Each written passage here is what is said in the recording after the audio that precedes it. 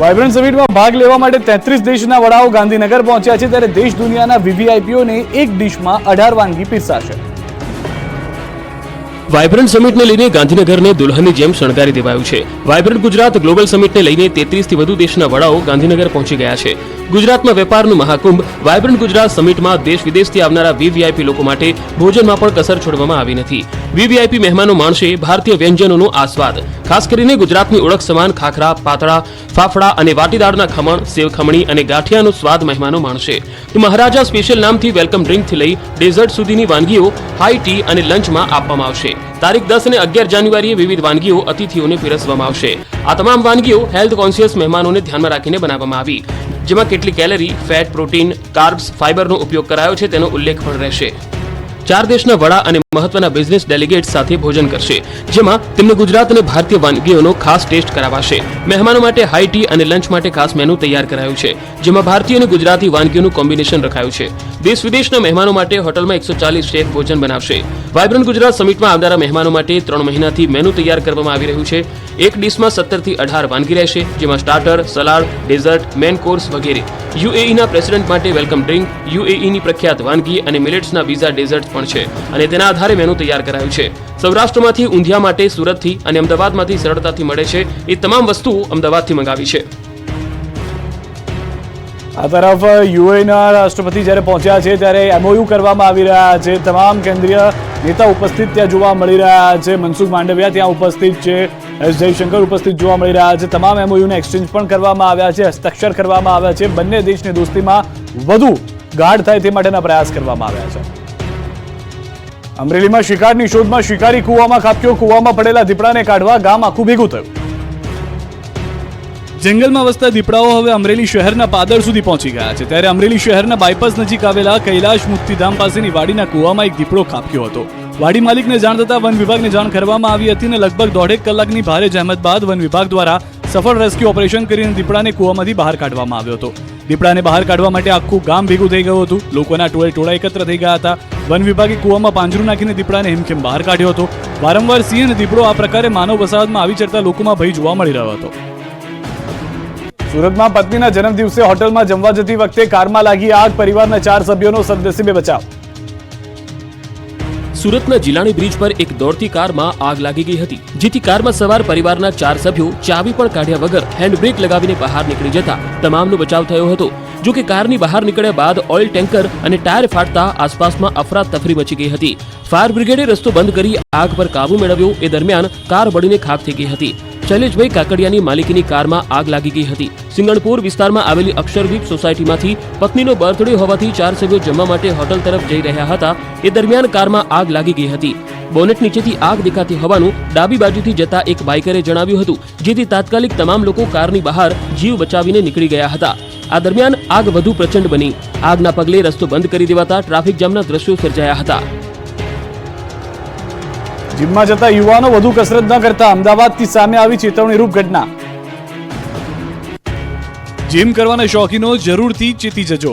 શિયાળાની કડકડતી ઠંડીમાં જીમમાં જઈને પરસેવો પાડતા યુવાનો બહુ મહેનત ન કરતા, બહુ પરસેવો પણ ન પાડતા, કેમ કે અમદાવાદથી જે દ્રશ્યો સામે આવ્યા છે તે જોયા બાદ જીમમાં જનારાના હોશ ઉડી જશે. જીમ કરતા કરતા જ યુવાન બેભાન થઈ ધડામ દઈને પડી ગયો. દ્રશ્યોમાં જોઈ શકાય છે કે અમદાવાદના પોશ વિસ્તારમાં આવેલા જીમમાં એક યુવાન કસરત કરી રહ્યો છે. જોશમાં યુવાન વર્કઆઉટ કરી રહ્યો છે ત્યારે જ યુવાનને અચાનક ચક્કર આવે છે અને ધડામ દઈને ઢળી પડે છે. યુવાન બેહોશ થઈ ગયો. જીમના સ્ટાફે તાત્કાલિક યુવકની મદદ કરી હતી, જો કે હાલ યુવકની તબિયત સ્થિર છે. દ્વારકાના ડાયરામાં રૂપિયાનો થયો વરસાદ, થયો નોટોનો ઢગલા. સૌરાષ્ટ્રમાં ડાયરો હોય અને રૂપિયાનો વરસાદ ન થાય તેવું તો કેવી રીતે બને? એમાં પણ આઈ સોનલના શતાબ્દી મહોત્સવનો ડાયરો હોય ત્યારે ભક્તો કેમ પાછી પાની કરે? દ્રશ્યો દ્વારકાના છે, જ્યાં એનડીએચ ગ્રાઉન્ડ ખાતે ભવ્ય લોક ડાયરો યોજાયો, જેમાં લોક સાહિત્યકાર ભીખુદાન ગઢવી તથા કીર્તિદાન ગઢવી સહિતના કલાકારો પર નોટોનો વરસાદ થયો. કલાકારોએ ડાયરામાં એવી રમઝટ બોલાવી કે શ્રોતાઓ ઝૂમી ઉઠ્યા અને રૂપિયાનો વરસાદ કરવા લાગ્યા. લોક ડાયરાના વિડીયો હાલ સોશિયલ મીડિયા પર ખૂબ વાયરલ થઈ રહ્યો છે. હિંમતનગરમાં કાર ચોરો બેફામ બન્યા છે. કાર ચોરીની ઘટના કેમેરામાં કેદ થઈ. સાબરકાંઠાના હિંમતનગરમાં કાર ચોરોનો આતંક સામે આવ્યો છે.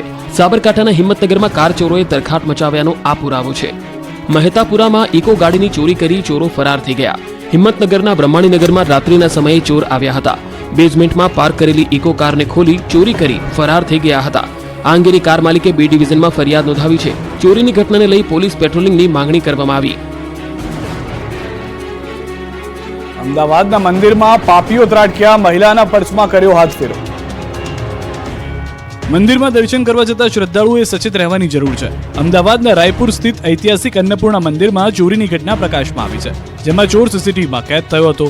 અમદાવાદના પ્રસિદ્ધ અન્નપૂર્ણા માતા મંદિરમાં એક યુવકે ભીડનો લાભ લઈને દર્શને આવેલી મહિલા શ્રદ્ધાળુના પાકીટમાં હાથફેરો કર્યો હતો. આ યુવકે મહિલાના પાકીટમાંથી મોબાઈલ અને રોકડ રકમની ચોરી કરી હતી. જોકે મંદિરમાં લગાવવામાં આવેલા કેમેરામાં સિફતપૂર્વક ચોરી કરતો યુવક કેદ થયો હતો. બનાવ અંગેની જાણ થતાં જ સ્થાનિક પોલીસે તાત્કાલિક અસરથી સીસીટીવી તપાસીને ચોરી કરનાર યુવકને દબોચી લેવા માટે ચક્રો ગતિમાન કર્યા છે. મોરબીમાં 70 કરોડની જમીન પરથી દબાણો દૂર કરાયા. મોરબીમાં સરકારી જમીન પર દબાણ કરનારાઓ પર તંત્રએ તવાઈ બોલાવવાનું શરૂ કરી દીધું છે. મોરબીમાં તંત્રએ કરોડો રૂપિયાની જમીન પર બુલડોઝર ફેરવી દીધું છે. મોરબી નગરપાલિકાએ વહેલી સવારથી જેસીબી સાથે દબાણો પર તૂટી પડતા હાહાકાર મચી ગયો હતો. દબાણકર્તાઓમાં દોડધામ મચી ગઈ હતી. મોરબી શહેરના 50 રોડ પર મેગા ડિમોલિશનની કામગીરી હાથ ધરી છે. કડક પોલીસ બંદોબસ્ત વચ્ચે 200થી વધુ મકાનો તોડી પાડવાની કામગીરી કરાઈ હતી. એક ડીવાયએસપી, 3 પીઆઈ, 8 પીએસઆઈ સહિત હથિયારધારી 100થી વધુ પોલીસ જવાનોનો ચુસ્ત બંદોબસ્ત ગોઠવવામાં આવ્યો હતો. સાવરકુંડલાની શાળામાં ફી મામલે NSUIએ કર્યો વિરોધ. સાવરકુંડલાના નૂતન કેળવણી મંડળ સંચાલિત વીડી કાણકિયા કોલેજમાં વિદ્યાર્થીઓએ હલ્લાબોલ કર્યો. વિદ્યાર્થીઓ પાસેથી લેવાતી ફીની સામે વિદ્યાર્થીઓને સુવિધા ન મળતા વિદ્યાર્થીઓને NSUIના કાર્યકરોએ હલ્લાબોલ કરી શૈક્ષણિક કાર્ય બંધ કરાવ્યું હતું. કોલેજમાં વિદ્યાર્થીઓ પાસેથી સ્પોર્ટ, લાઇબ્રેરી, જીમખાના, કોમ્પ્યુટર સહિત જુદી જુદી એક્ટિવિટી માટેની ફી વસૂલવામાં આવે છે, પરંતુ વિદ્યાર્થીઓને કોઈપણ પ્રકારની સુવિધાઓ કોલેજમાં મળતી નથી. તેના કારણે વિદ્યાર્થીઓને NSUIએ કોલેજ પહોંચી વિદ્યાર્થીઓ સાથે વિરોધ પ્રદર્શન કર્યું. વિદ્યાર્થીઓને લાખો રૂપિયા ટ્રસ્ટીઓ વાપરતા હોવાનો ગંભીર આરોપ લગાવ્યો. આગામી 10 દિવસમાં સુવિધા ઉપલબ્ધ કરાવવામાં નહીં આવે તો કોલેજની તાળાબંધી કરવાની ચીમકી આપી છે. આ બાબતે કોલેજના ટ્રસ્ટીઓએ લૂલો બચાવ કર્યો. હાલ તો કાણકિયા આર્ટ્સ કોમર્સ કોલેજના 1200 વિદ્યાર્થીઓનું શૈક્ષણિક ભવિષ્ય ધૂંધળું છે. છેલ્લા 5 વર્ષથી તગડી ફી વસૂલી લેવામાં આવે છે અને સુવિધાના નામે મીંડું છે. ત્યારે ચોરના ભાઈ ઘંટીચોર ટ્રસ્ટીઓ પણ આ બાબતે કોઈ ગંભીરતાથી વિચારતા નથી. ભરૂચથી ચેતર વસાવા લોકસભાની ચૂંટણીમાં ઝંપલાવવાની જાહેરાતથી કોંગ્રેસમાં મચ્યો હડકંપ. ભરૂચમાં હવે આમ આદમી પાર્ટી અને કોંગ્રેસ આમને સામને આવી ગઈ છે. ભરૂચના નેત્રંગમાં આપના નેતા અરવિંદ કેજરીવાલ અને પંજાબના સીએમ ભગવંત માને યોજેલી સભાને લઈ રાજકારણ ગરમાયું. ભરૂચ લોકસભાની સીટ પરથી ચેતર વસાવાને આપ પાર્ટી ચૂંટણી લડાવશે એવી જાહેરાત બાદ જિલ્લા કોંગ્રેસમાં હડકંપ મચી ગયો. જાહેરાત થતાં જ ચેતર વસાવાનો વિરોધ કરાયો. કોંગ્રેસના પ્રદેશ મહામંત્રી સંદીપ માંગરોલાએ આપ પર પ્રહાર કરતા કહ્યું કે કેજરીવાલ ચેતર વસાવાના ખભે પગ મૂકી પાર્ટીનો વ્યાપ કરી રહ્યા છે. તેઓ ઇન્ડિયા ગઠબંધનના નિયમોનું પાલન નથી કરી રહ્યા. ચૈત્ર વસાવાના નામની જાહેરાત વ્યાજબી ન હોવાનું સંદીપ માંગરોલાએ જણાવ્યું. બીજી તરફ ભાજપ સાંસદ મનસુખ વસાવાએ કહ્યું કે ભરૂચની સીટ ભાજપ પાસે છે અને રહેશે. એક તરફ નેશનલ સ્તરે ઇન્ડિયા ગઠબંધનની બેઠકોની વહેંચણીને લઈ બેઠકો થઈ રહી છે, ત્યારે ગુજરાતમાં આપ અને કોંગ્રેસ વચ્ચે વોર શરૂ થઈ ગયું છે. ભારે પવને જૂનાગઢમાં રોપવેની ગતિ પર મારી બ્રેક. ગિરનાર પર્વત પર રોપવે સેવા બંધ કરાઈ. વહેલી સવારે જૂનાગઢ રોપવે સેવાને બંધ કરવામાં આવી હતી. પર્વત પર પવનની ગતિ વધતા રોપવે બંધ રાખવાનો નિર્ણય ઉષા બ્રેકો દ્વારા લેવામાં આવ્યો. વાતાવરણમાં અચાનક પલટો અને પવનની ગતિ પણ તીવ્ર બની છે, જેથી સાવધાનીના ભાગરૂપે જૂનાગઢ રોપવે સેવા મુસાફરો માટે બંધ કરવામાં આવી. ગિરનારમાં હાલ પવનની ગતિ તેજ છે, જેથી સુરક્ષાના કારણોસર રોપવે સેવા બંધ રાખવાનો નિર્ણય કરવામાં આવ્યો. ગિરનાર પર 70 કિલોમીટરની ઝડપે ફૂંકાઈ રહેલા પવનના કારણે રોપવેની ગતિ પર બ્રેક વાગી હતી. પવનની ગતિ ધીમી પડતા રોપવે સેવા ફરી શરૂ કરાશે. હાલ સ્કૂલના વિદ્યાર્થીઓ પણ પ્રવાસ માણવા માટે જૂનાગઢ જિલ્લામાં આવી રહ્યા છે, જેથી પ્રવાસીઓની સંખ્યા પણ ખૂબ વધારે જોવા મળી રહી છે. આ વચ્ચે આજે વહેલી સવારથી રોપવે બંધ કરાતા પ્રવાસીઓમાં પણ નારાજગી જોવા મળી. માવઠાની આગાહીના કારણે સાબરકાંઠાના ખેડૂતોનો થયો મરો. ઘઉં, જીરું, વરિયાળી સહિત અન્ય પાકોમાં રોગચાળો વકર્યો. રાજ્યમાં 20 દિવસમાં 3 માવઠા ત્રાટકવાની આગાહીને લઈને ખેડૂતોના જીવ અદ્ધર થઈ ગયા છે. સાબરકાંઠા જિલ્લામાં આ વર્ષે ખેડૂતોએ ઘઉં, બટાકા, શાકભાજી સહિતના પાકોનું પુષ્કળ પ્રમાણમાં વાવેતર કર્યું છે, પરંતુ હવામાન વિભાગે 2 દિવસ માવઠાની આગાહી કરી છે, જેને લઈને ખેડૂતોમાં ચિંતાનો માહોલ જોવા મળ્યો છે. ખેડૂતોને માવઠાના કારણે પાકને નુકસાન થવાની ભીતિ સેવાઈ રહી છે. ચાલુ વર્ષે ઘઉંનું 84,527 હેક્ટરમાં અને 24,000 હેક્ટર વિસ્તારમાં બટાકાનું વાવેતર કર્યું છે. મોંઘા બિયારણ સાથે ખેતરમાં વાવેતર કર્યું, પરંતુ જો માવઠું આવશે તો પાકને નુકસાન થશે તેવો ડર ખેડૂતોને સતત સતાવી રહ્યો છે. ઉત્પાદનમાં પણ ઘટાડો થવાની શક્યતાઓ જોવા મળતા ખેડૂતો ચિંતિત બન્યા છે. ઉપરથી બટાકાના વાવેતરના 50 દિવસ થયા છતાં પણ પાકની જોઈએ તેવી વૃદ્ધિ થઈ નથી. વાદળછાયા વાતાવરણને લઈ રોગચાળો પણ વધ્યો છે. આ ઉપરાંત ઘઉં, જીરું, વરિયાળી સહિત અન્ય પાકોમાં રોગચાળો વકર્યો છે. દ્વારકામાં ઘરફોડ કરતી ચોરીને લઈને પકડાઈ છે ગેંગ, 14 જેટલા ચોરીના ગુનાઓ ઉકેલાયા. દેવભૂમિ દ્વારકા સહિત દેશભરના 14 થી વધુ જિલ્લા અને 3 થી વધુ રાજ્યમાં ચોરી કરનાર કિંગ ગેંગ પોલીસે પકડી પાડી છે. દેવભૂમિ દ્વારકામાં અનેક ઘરમાં ચોરી કરી પોલીસની ઊંઘ હરામ કરનાર તસ્કર ટોળકીને પોલીસે જેલ હવાલે કરી છે. દ્વારકા પોલીસે આંતરરાજ્ય કિંગ ગેંગને ઝડપી અનેક ચોરીના ભેદ ઉકેલી નાખ્યા. કિંગ ગેંગના 4 લોકોને એલસીબીએ મધ્યપ્રદેશના ધારથી પકડી 14 જેટલી ચોરીના ગુનાઓનો ભેદ ઉકેલી નાખ્યો.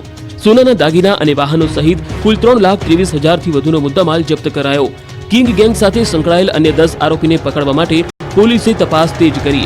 તપાસમાં સામે આવ્યું કે કિંગ ગેંગ દ્વારકા જિલ્લામાં 2, જામનગર જિલ્લામાં 5, અમરેલીમાં 2, સુરેન્દ્રનગરમાં 2, રાજકોટમાં 1 અને મોરબીમાં 1, મહારાષ્ટ્રમાં પુણે જિલ્લામાં 1 સહિત કુલ 14 જેટલી ચોરીઓને અંજામ આપી ચૂકી છે. બંધ ફ્લેટને ટાર્ગેટ કરી ચોરી કરતી ગેંગના 3 આરોપી દિલ્હી હરિયાણાથી ઝડપાયા. અલગ અલગ રાજ્યમાં ચોરી કરતી ગજ્જર ગેંગના 3 આરોપીઓને સુરત ક્રાઇમ બ્રાન્ચની ટીમે ઝડપી પાડ્યા છે. સુરત ક્રાઇમ બ્રાન્ચની ટીમે દિલ્હી તથા હરિયાણાના રોહતકથી આરોપીઓને ઝડપી પાડ્યા. આરોપીઓએ સુરતમાં 22 ડિસેમ્બર 2023માં ધોળા દિવસે સુરતના અડાજણ આનંદ મહેલ રોડ વિસ્તારમાં ચોરી કરી હતી. કાપડના વેપારી તરીકે ફરી રેકી કરી આરોપીઓએ બંધ ફ્લેટમાંથી 2,65,000 રોકડ રૂપિયાની ચોરી કરી. ઝડપાયેલી આ ગજ્જર ગેંગે ન માત્ર ગુજરાત પરંતુ દિલ્હી, રાજસ્થાન, મધ્યપ્રદેશ, મહારાષ્ટ્ર તથા બેંગ્લોરમાં પણ ચોરી કરી હોવાનું જાણવા મળ્યું છે. ઝડપાયેલા 3 આરોપીઓ સામે અનેક ગુનાઓ પણ નોંધાયેલા છે. તપાસમાં સામે આવ્યું છે કે આ ગેંગ દ્વારા ગત 22મી ડિસેમ્બરના રોજ દિલ્હીથી ટ્રેન મારફતે સુરત આવ્યા હતા. સુરતની હોટલોમાં રોકાઈ શહેરના અડાજણ, પાલ, ઉમરા, વીઆઈપી વિસ્તારમાં રેકી કરી હતી. તે દરમિયાન અડાજણના વિસ્તારના એક બંધ ફ્લાઇટને ટાર્ગેટ કર્યો હતો. કાપડના વેપારી તરીકે ફેરી કરીને રેકી કરવાની ચોરી કરતા. જે ફ્લાઇટમાં વોચમેન ન હોય ત્યાં તેઓ કાપડના ફેરિયા તરીકે કાપડ વેચવા માટે જવાનું નાટક કરે છે. એકતાનગરમાં દેશ વિદેશના 51 પતંગબાજોએ આકાશને રંગબેરંગી પતંગથી ભરી દીધું. આકાશમાં ગુંજ્યું જય શ્રી રામનું નામ. એકતાનગરમાં આંતરરાષ્ટ્રીય પતંગ મહોત્સવ 2024ની શરૂઆત. આ મહોત્સવમાં દેશ વિદેશના પતંગબાજોએ લીધો ભાગ. આ વર્ષે 18 દેશોના 34 અને ગુજરાત સહિત ભારતના 14 મળી કુલ 51 પતંગબાજોએ એકતાનગરના આકાશને રંગબેરંગી પતંગોથી ભરી દીધું. બીજી તરફ જય શ્રી રામ લખેલા પતંગોએ પણ લોકોમાં આકર્ષણ જમાવ્યું. આકાશમાં ઊંચે ઊંચે શ્રીરામના નામ લખેલા પતંગો ઉડતા જોવા મળ્યા. વિવિધ પ્રકારના પતંગો ઉડતા આકાશમાં જોવા મળ્યા. અદ્ભુત અને અવિસ્મરણીય દ્રશ્યો. આ પ્રસંગે જિલ્લા પંચાયત પ્રમુખ, કલેક્ટર નર્મદા સહિત દેશ વિદેશના પતંગ રસિકો ઉપસ્થિત રહ્યા હતા. જિલ્લા વહીવટીતંત્ર, ગુજરાત પ્રવાસન નિગમ ગાંધીનગર અને એસઓયુના સંયુક્ત ઉપક્રમે statue of unity Ektanagar iconic સ્થળે